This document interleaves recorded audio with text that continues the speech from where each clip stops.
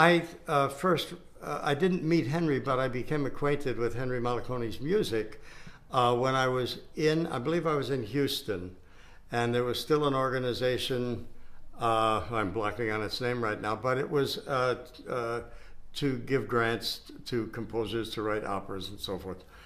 And we had our annual meeting in Houston. And while we were there, I was told about two productions by a composer named Henry Mollicone.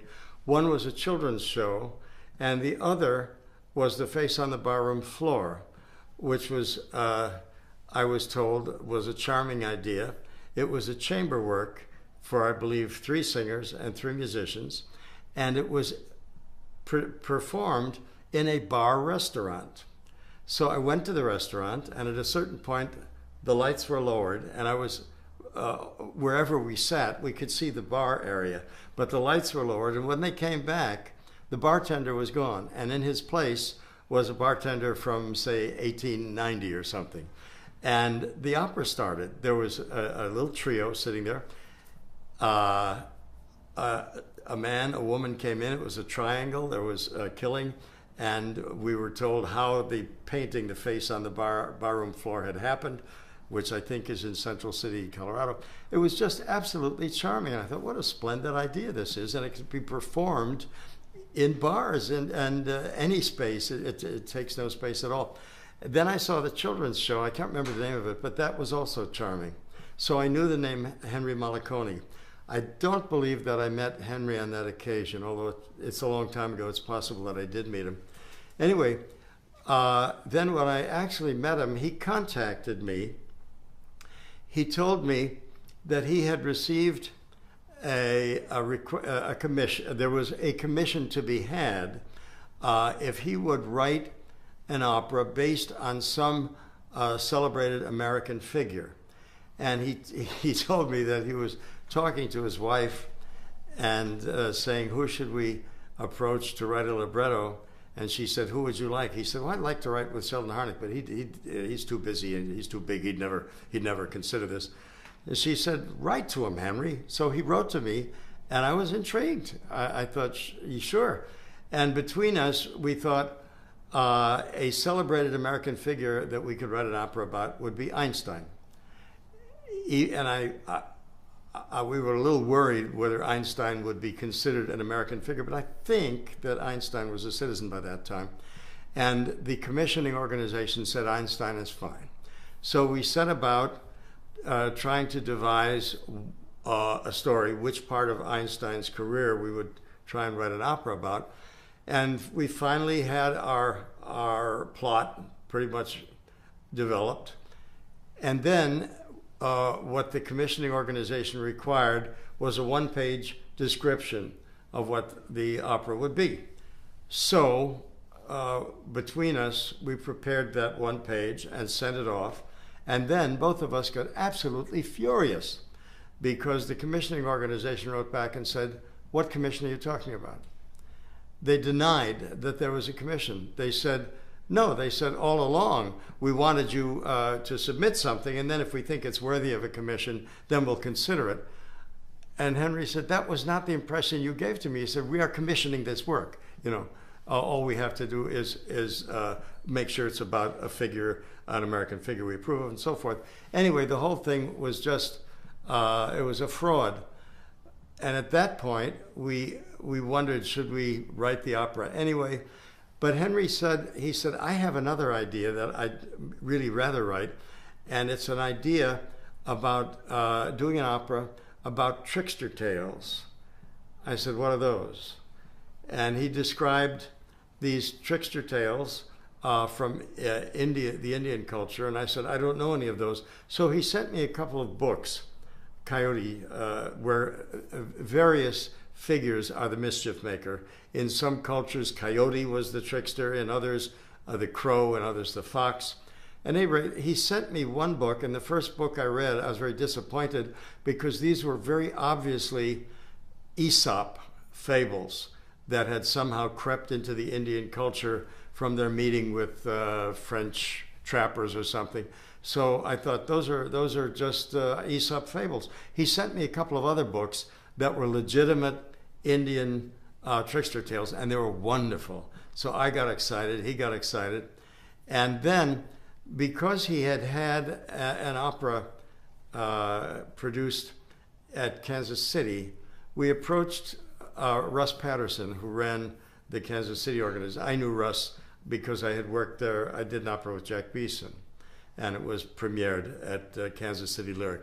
Anyway, we approached Russ Patterson, and Russ said, "Your timing couldn't be better."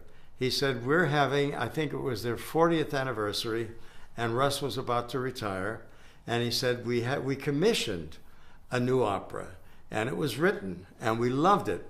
The only problem is it's 4 hours long." And we met with the composer and said, "We cannot do a 4-hour opera." And he said, "Well, I'm not cutting a note." And they said, "Well, you can take your opera and have it produced somewhere else." He said, "So we're still in the market for an opera, but here, I'll warn you, it can't be longer than 2 hours." So I said, "I think we can manage that." And we set out to write an opera based on these trickster tales. When we began, Henry wanted to involve someone else who would act as a kind of guide for us. And he had worked with a man who was a set designer and a director, Robert Darling, who was, I think, living in Washington, D.C. at that time. So Robert became our kind of guide on the project. And it was wonderful fun to write, exploring these stories and doing some research into Indian culture. So that was how I met Henry. So it's interesting that you did Fiddler on the Roof, a lot of folk tales. That's true, yes. Yes. Fiddler, well, of course, it seems like folk tales, but that's part of Sheldon Harnick's ultra sophistication to make these very sophisticated stories seem as though they're simple folk tales. So, as a composer, what kind of things does Henry want? What specific requests did he make from you? When we started to work, I told Henry, I have to be guided, because if this were a musical, I would know what I was doing. But in an opera, which is much more free form, so to speak, I'm really not sure what form. I don't want to just write songs, because these should be dramatic scenes that may culminate in songs or may include what we would consider songs, but they're really scenes. And so he said, "Don't worry about that." He said, "Whatever you give me, when it suggests music and I begin to write the music, I will then tell you what I need, and I will show you if necessary. I will show you what the music is." And he said, "I know you write to music." I said, "I do." I said, "Good, because I need that kind of guidance." And Henry was wonderful at it. When the nature of the opera was such that I thought we can write a number of arias that are songs throughout, because it is, to a certain extent, I won't say an unsophisticated culture, because Indian culture is not unsophisticated, but it's a different kind of sophistication. So the collaboration process was very smooth and a great deal of fun. And the one thing was that Henry warned me before we started. He said, "My favorite opera composer is Puccini." And I grew up influenced by that music, and I love that sound. I write melodically, and he said, "I've been faulted for it." He said, I try not to imitate Puccini. I hope I have my own voice. Nevertheless, I like that romantic, that melodic sense. And so I warn you, because we may be faulted for it. And I said, "That's fine with me." And that's what he did. Was what I appreciated was that the music was always accessible. The older I get, the less tolerant I get of music which is harsh and inaccessible and where you have to listen to it 5 times before it opens up to you. You know, I remember about 2-3 years ago, I was invited by a friend, Thomas Shepard. He had found a libretto by W.S. Gilbert where the music had been lost. So he wrote his own music. and made a new Gilbert and Sullivan operetta. And I went to see a performance of it, a reading of it at Symphony Space. And what he did was beautiful. And it sounded like it could have been Gilbert and Sullivan, except it also sounded like Tom Shepard. And I found myself thinking unexpectedly, what a relief to come to hear music that's just a pleasure to hear, you know? And that's what Henry's music was to me. It's just a pleasure to hear. Were there some aspects of Face on the Barroom Floor that told you that you could work with this composer? I don't think that even occurred to me. Perhaps subconsciously, I realized that since Henry Mollicone was the composer of two works who I'd seen and liked, that there was a very good chance that I would appreciate the music and not find it modern in a way that was disturbing to me. But if I did think that way, it wasn't it wasn't something I was conscious of. What do you think of the fact that people have, in years past, been slammed for writing beautiful music? Critics can be very cruel, and critics can be very uncritical. They can be very undiscerning. We have, in my opinion, on the New York Times right now, two theater critics, both of whom can be very cruel. Ben Brantley referred to a production of Sound of Music a few years ago as nauseating. And I thought, that's not a word that one uses with regard to Richard Rodgers, you know. And Charles Isherwood, earlier this year, I think it was this year, he was writing a piece about the approaching Tony Awards. And he said, with regard to the composer who wrote the music to the Addams Family, he said, well, the Tony Committee must have held their noses when they nominated him. And I thought, that is so cruel and so brutal, and it's wrong, because the score, as a matter of fact, the score to the Addams Family, the music was quite lovely. But so the notion that we are writing for critics, both in the theater and in the world of opera, who can be that cruel, is very disturbing. Before we opened Coyote Tales, the opera that Henry and I did, before we opened it in Kansas City, Russell Patterson alerted us. He said the major critic for the larger of the two papers, the opera critic, he said, hates our work. He said, there's nothing we seem to be able to do about it. He hates our work. He goes around the country, he will see a performance at Red Rocks or at Central City or someplace else and say, now that's where they know how to do opera. Why can't they do that in Kansas City? And sure enough, when our opera opened, his first sentence was very good. He said, the Kansas City Lyric has given us, I'm paraphrasing, an opera with great theatricality. And then he proceeded to knock every element in it. Luckily, we had two stringers. One was from Canada, one was, I think, from England, or possibly some European country, who both loved the opera, thank God, because that's helped us. But it's like running a gauntlet when you do a new work. And I don't have respect for too many of the critics who brutalize our work. When you first heard what Henry had done with your words, what was your reaction?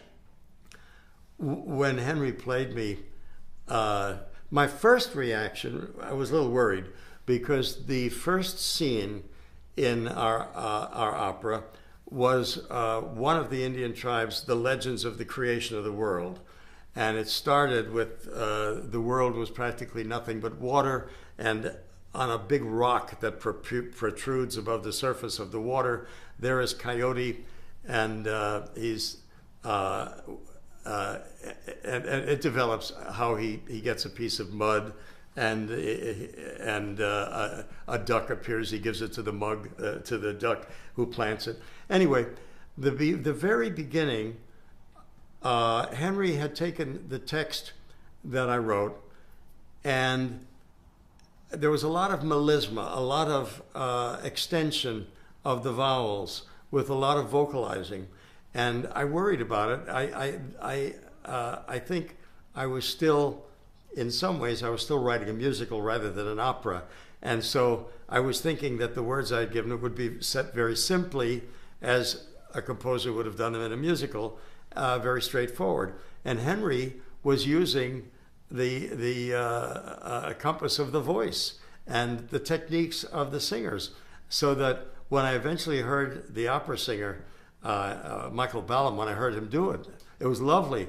But when Henry first played it for me, I thought, oh dear, this is not what I expected. Then, little by little, I got used, and we talked about that. He convinced me that what he was doing was legitimate, and that ultimately, when I heard an opera singer sing it, I would buy it, which I did. Then there were other things that he treated very simply and very melodically, and I couldn't have been more pleased. Also, Henry has a lovely sense of musical humor, and some of the things I did something where we introduced a tortoise. And what Henry wrote for the tortoise to cross the stage slowly was charming and very witty. He is a witty man and a wonderfully melodic writer. Yeah. So, as a man of the theater, and I'm going back to Face on the Barroom Floor, what do you think is the importance of getting opera and musicals out of the theater and into a place where theater isn't normally done and where people don't expect to find it? This is a hard question to answer, because I don't think I've ever thought about what they call site-specific theater. I mean, I've seen site-specific theater. I went to, there was an empty theater on 42nd Street, and some group had written a play based on an incident that had happened in that particular theater where somebody had been killed, and it was like a murder mystery, so that it was produced in the theater where the event had occurred. It was that site specific. So I know that kind of thing is being done. But with regard to musical theater, I don't think I've ever explored the idea of doing it in places other than auditoriums and theaters. When I think about it, it's a very interesting idea, but I'm not sure that it's an idea that I myself would be interested in pursuing, because I think I've been spoiled by what Broadway can do and what the designers, the lighting people, the set people, what they can accomplish in a theater that has the equipment to do that kind of theater. A space that's just a neutral space that doesn't have lighting equipment, that doesn't have scenery, doesn't have stagehands. Remarkable things can be done in those spaces, but I don't think that I'm particularly drawn to it myself. Philosophically speaking, do you think that sort of thing is good for the franchise? Philosophically speaking, I'm not sure that's good for the franchise, as you put it, only because I'm not sure that these spaces we're talking about can accommodate audiences that are big enough to make it worthwhile to the writer, who will collect fewer royalties, or to the actors who have to be paid, when you can't sell a lot of tickets, and you can't, most likely in those kind of spaces, you can't charge what you would charge in the theater. I don't think there's a lot of money to be made, and theater generally is a pretty expensive proposition. So philosophically, I'm not sure that I think there's a future in that. And nor truly do I think there's a great purpose in it. There are theaters, there are places where we expect to go to see theatrical works. And I hope everybody does. Well, it is interesting that you should say that, because, Face on the Barroom Floor is one of the most often performed American operas. I just changed my mind. but if you tap the shoulder of anybody at the Metropolitan Opera on any given night, most of them will not know the piece, and they won't know anything about it, and they won't have heard it. It's a strange kind of underground opera, shall we say? I'm sure that's true, that it probably is more or less of an underground opera. And in a way, it's a charming one-off. It's not done very much. All I can say is that I am not particularly drawn to trying to create something for that unspecified venue, wherever it may be. Yeah, it's odd though, because I've heard Coyote Tales. I think it's wonderful. I think your work is wonderful. I think his work is wonderful. But Face on the Barroom Floor is Henry's greatest hit, right? There's nothing like having 3 musicians and 3 actors to get a production going. That in itself is very good. I just remembered something else when that refers back to an earlier question about one of the. I was going to say one of the arguments we had. One of the areas where I was being very careful, perhaps too careful, is that Henry, I think, like most opera composers, wanted to expand moments. And there were times when I was thinking, but what do they do on stage? They will sing, but as far as I can see, what they're doing will be absolutely static, and the effect will only be beautiful music. And on a stage, I think you need, when it's a matter of expanding a moment, you need something more than just the beautiful music. That's a philosophical question that could be argued. But I persuaded, I was going to say insisted, but I think I persuaded Henry in a number of instances to make certain choral pieces shorter than he would have liked to, because I wanted the actors to have something to do and to get out and to make the piece move. Well, personally, if I were working with you, I would do everything you tell me to. I would hang on every word. But that's a musical theater technique, which is that the songs should always push the plot forward, as opposed to just standing there and singing a beautiful tune. And as a matter of fact, many years ago, my wife and I bought a subscription to the New York City Center Opera. And one season was enough for my wife, because for her, and she is a creature of the theater, she's been on stage a lot, for her there were too many of what she considered costumed concerts rather than theatrical pieces, where people just stood still on the stage and sang at you. And that wasn't enough for her. So she did not renew the subscription the following year. For me, I kind of understood it. I wish there had been more activity, but we saw a very well-reviewed production, Beverly Sills doing Julius Caesar, and there was a lot of just simply standing and singing. The music was quite beautiful, it was Handel, but for her it was not enough. Well, yeah, when you have a singer like Beverly Sills, she could sing the phone book and you'd be happy. Yeah. But anyway, I had been thinking of setting the New Rochelle phone book, which is a shorter than the New York phone book. It's not a bad idea. Yes. Do you have questions? I don't have a question. Well, you answered everything. I have questions about other things like Fiorello and things, Here, but that's not come, with this. come over here. But I have. Here. No, So I'm not going to be asking a question. I'd like to talk more about Henry. You know something? What? Talk about Henry. No, I was going to say, I had a disappointing experience. Henry had done Face on the Barroom Floor for Central City. And it was the Central City policy to commission new operas based on events that had taken place in or around Central City, but never to commission the same composer more than once. But about 4 or 5 years ago, maybe a little more, Henry called me. He said he had talked to the chairman of the board at Central City. They were having a big fight. They couldn't agree on a composer for a project that they had. And somebody said, well, listen, since we're split this way, why don't we give it to Henry Mollicone, because he wrote a successful opera for us. So they all voted to do that. And Henry said, he told him about me. He wanted me as the librettist. And I said, what is the project? He said, it's a wonderful project. It is based on a biography of a woman who was a slave. And when she was set free, when her master died, she made her way to Central City, she opened a laundry there and became relatively successful. But all during her life, she was constantly taking trips to try and find the daughter who had been separated from her and sold off into slavery somewhere else. And ultimately, they found each other, which was quite moving. So I thought, this is a wonderful story. But there was a problem.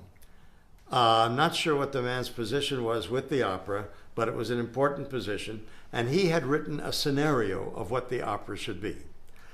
They sent me the scenario, and I read it. And he kept introducing people, historical figures who were well known in Central City, but who had nothing to do with that story. And so I thought, this is wrong. And I just ignored his scenario. And I wrote something that I thought was very moving. I sent it to Henry. He loved it. But when he showed it to this man got very angry. He said, but he hasn't followed my scenario. I will not use him. So I got fired before I even had the job. And then Henry picked another, a man who had written a playwright. I think he's the one who did the one-woman show about Emily Dickinson, Belle of Amherst. I think he was the author of that. And that man called me and he said, how do I write an opera? And I was telling him how you have to use the big gesture and so forth. But I said, you got a problem. What are you going to do about that scenario you're given? And he said, well, I know how to handle that. And later Henry told me that what he did the first 3 scenes of the scenario, hoping that that's all the man would read, and he did. After that, he went his own way, and eventually he went back and redid the first 3 scenes. Anyway, so he had his librettist, they started to write, they finished the opera, and he had a small commission. People were saying, are you going to see the opera? He said, yes, not only that, I'm going to see each of the 8 performances, because how often does an opera composer get to see something he wrote actually produced? Then he found out who the conductor was. And he said the conductor was a man who was a tyrant and who was difficult to work with. And so he expected problems. And he later told me that there were indeed problems, because as the worst kind of tyrannical conductor. He gave me an example. Henry went to the first rehearsal, and during the rehearsal, the trumpet player raised his hand and said, in bar 78 on page whatever, he said, is that an E flat or an E natural? And Henry said, it's an E flat, and the director turned on him and said, you shut up or I'll have you ejected. He said, it's an E natural. And so Henry had to go to the trumpet player privately, tell him it's an E flat. But he said it was a terrible experience. However, they had 8 performances. There were standing ovations at the end of each performance. He said he couldn't have been more pleased. And yet, when the opera was over, from all of the opera companies around the United States, there wasn't one request from anyone to look at that opera. And it was so discouraging that Henry said, I don't think I'm going to write any more operas. It's just too discouraging. What was your technique of writing? What's your technique of writing with any composer, and what was your technique? How did that compare with writing with Henry? When I wrote with Henry, it was different, because when I'm writing a musical, although I may have to invent the form of the song that I'm writing, so that I won't just do a cliche form, a 32-bar song. Nevertheless, there will be a different form, and as I'm creating it, I can see the contours of the form, and I can make things balance, and it's intuitive and it's instinctual. But I know what the final version. I know when the final version has pleased me, and I can then give it to the composer. But in an opera, especially when there are things that are essentially dialogue, I can make the dialogue rhythmic, and I can use a technique where I try and make sure that the vowels are singable. Nevertheless, the form is kind of elusive, and I have to leave that to the composer. It happened with Henry, and it happened with Jack Beeson, where they had to take the lead. They had to create the forms, and I was just stood by, willing to rewrite anything where they needed less, they needed more. I was more than willing to rewrite so that the composer himself could create the forms of the opera. It's the difference. With different musical theater writers, they work in different ways. most of my career was done with Jerry Bach, and we had a way of working that is different from anyone else I've worked with. With Jerry, once we both knew what the source material was, we would go into our respective studios, and Jerry would begin to work. And at a certain point, he would send me a tape. And on the tape would be anywhere from 8 to maybe a dozen or more musical numbers. And he would preface each one on the tape by saying, I think this one's for the Butcher, I think this one's for Tevye, I think this one's for the so-and-so. And once in a while he would say, I don't know what the hell this is, but I like it. And those were usually the most interesting because they were the most offbeat. But that's the way we always started. And it was a wonderful way because I didn't have to worry about form. When the musical number was there, then the form was there. Also, Jerry was extraordinarily generous because on any one of these tapes, there might not be more than 2 or maybe 3 musical ideas that coincided with numbers that I wanted to use or that I really liked well enough to want to write lyrics to. And all of the rest of those songs went back into Jerry's trunk. So that's the way we always started. At a certain point in the writing process, I would have an idea for a number where I thought, I may need 2 or 3 choruses in this. And if that's the case, I know what's going to happen. I'll write the first chorus, then I'll write the second chorus, and then I'll see that the second chorus is metrically different from the first chorus, and I'll have to carpenter the two so that they have identical or nearly identical metric forms. And if there's a third chorus, then I'll have to go through that process again. And I thought to try and do that to existing music is just too difficult. So I told Jerry, I don't want to be constrained. I'm going to write the lyrics first. And I just kept my fingers crossed and hoped that Jerry was as good at setting lyrics as he was at giving me music first. And it turned out he was wonderful. And not only that, he was a wonderful, because Jerry was a very good lyricist himself, he was a wonderful editor.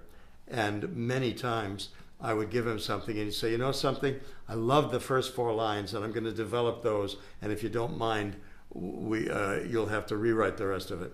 So with Jerry, when we stopped writing together, so many people had asked me which comes first, words or music. I got curious to see in our career which had happened more often. And I went through every song and to the best of my recollection thought, did this music come first or did lyrics come first? And when I got finished, to my surprise, it turned out to be 50-50 lyrics first, 50-50 music first. There are other composers. I did a version of It's a Wonderful Life with a composer named Joe Raposo. And Joe, to my surprise, needed lyrics first in every occasion. So that made it a little more challenging for me because I had to make sure I just didn't repeat forms and that I had to keep inventing new forms, not only so that the lyric forms would be fresh, but so that he wouldn't fall into the trap of writing the same kind of musical form. So that was always lyrics first. With Michel Legrand, I learned that it had to be music first. Michel Legrand speaks what sounds like perfect English, but I discovered when I gave him lyrics to set, I never knew where the accents in the words were going to pop up. They suddenly sounded very French, and I would have to rewrite them. So I thought, no, it's simpler to let him do the music first, and then I will do the lyrics to the music.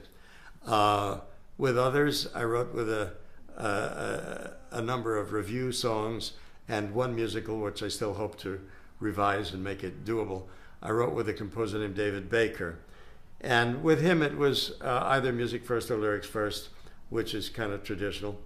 With Cy Coleman, Cy was wonderful either at giving music first or setting lyrics. I did one piece with Marvin Hamlish. Marvin got me involved with the 50th anniversary of the Washington National Opera, and they had asked Marvin if he could provide a 10-minute kind of spoof opera to be performed by Placido Domingo, Kristen Chenoweth, and their chorus. And so we came up with that. But Marvin was very open. He said, I don't like the way I set lyrics. Please, as much as possible, let me write the music first. And that's what we did. When I did give him, on the few occasions where I gave him music, I was quite I gave him lyrics, I was quite happy with the way he set what I gave him, but he was not. So in that case, we let the music come first. But there are no rules. People write it every different kind of way. I don't know what the other people have said who have discussed Henry, but in case they have not said anything about Henry's his personality, I have to interject that he is the sweetest man, and I love and adore him. It's a wonderful man. 'Twas a balmy summer evening, and a goodly crowd was there, that well nigh filled Joe's barroom at the corner of the square. As songs and witty stories came through the open door, a vagabond crept slowly in and posed upon the floor. Where did it come from? Someone said. The wind has blown it in. What does it want? Another cried. Some whiskey, rum, or gin? Here, Toby, sick 'em. If your stomach is equal to the work, I wouldn't touch him with a fork. He's filthy as a Turk.